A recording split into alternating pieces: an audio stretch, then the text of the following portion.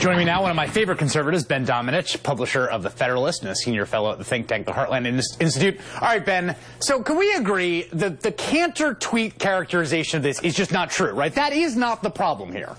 The problem here is about labor force participation. It's not about some new aspect of Obamacare that's been discovered that's killing jobs. This is CBO. It's basically going back and looking at the prediction that they gave us a few years ago when they said that about 800,000 equivalent full-time would drop out of the labor force because of Obamacare. This is them looking at it again after new research that's been done by Harvard, by MIT scholars, by the University of Chicago in particular, that essentially found that the effect was going to be far more dramatic. In part, this is because of the effect of subsidies on the marketplace, but it's really driven by the fact that Obamacare is behaving differently than Romneycare in a couple of key ways, which was the basis for the earlier CBO assumption. So that is a really good point, and I think actually this is where we get to where there is, I think, a genuine point of contention, right? Mm-hmm. Let's separate out two kinds of ways that people might choose to work less because of Obamacare, right? Sure. One, which a lot of people are talking about, is this early retirement, which you see a lot. I mean, I've heard a lot of people saying,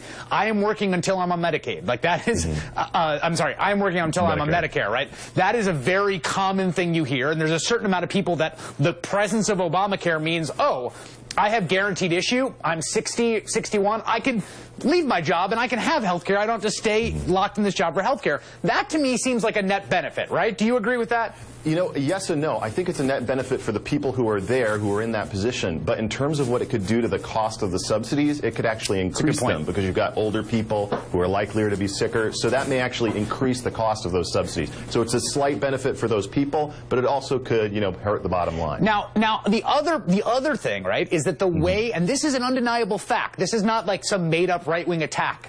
The way that the subsidies work in Obamacare is at the margins there's going to be some trade-off that someone's going to have, which is, do I go into the workforce and earn more income and reduce my subsidy, or do I stay out of the workforce, earn less income, and keep my subsidy? And there's going to be some pool of people for which that's kind of a heads or tails flip, and that seems to me the kind of legitimate policy concern and critique for conservatives to make. It is, and I think it's true. Here's the thing to remember. It's true of all means-tested programs. That is the key point.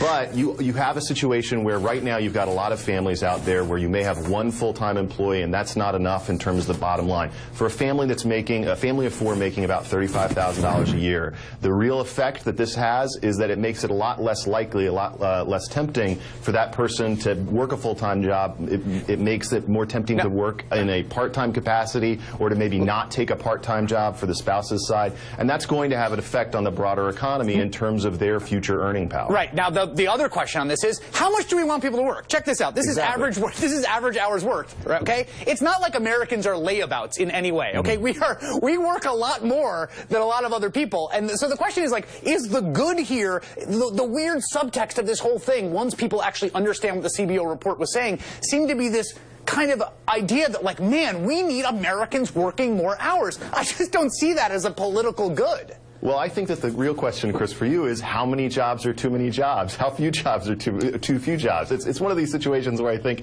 in terms of the evaluation that the American people are going to make for themselves, my own perspective is I'd rather have that family working more hours because it's going to increase their income over the course of time. It's going to lead to better outcomes for their family. The perspective on the other side is, well, they're working fewer hours, but they're going to have health insurance. They're going to have Obamacare there for them. And I think that that's really a question of what kind of economy you want. Do you want one where people are working more hours for themselves and their families, or do you want one where some people are going to be working more hours to pay for the subsidies, and some people are going to be working fewer hours, but they'll have health care? I want an honest. I like this was very productive, and I think an honest kind of slogan for conservative Republicans is, "We want you to work more hours." Ben Domenech from the Heartland Institute. Thanks so much for your time today. Work harder, you layabouts. All right.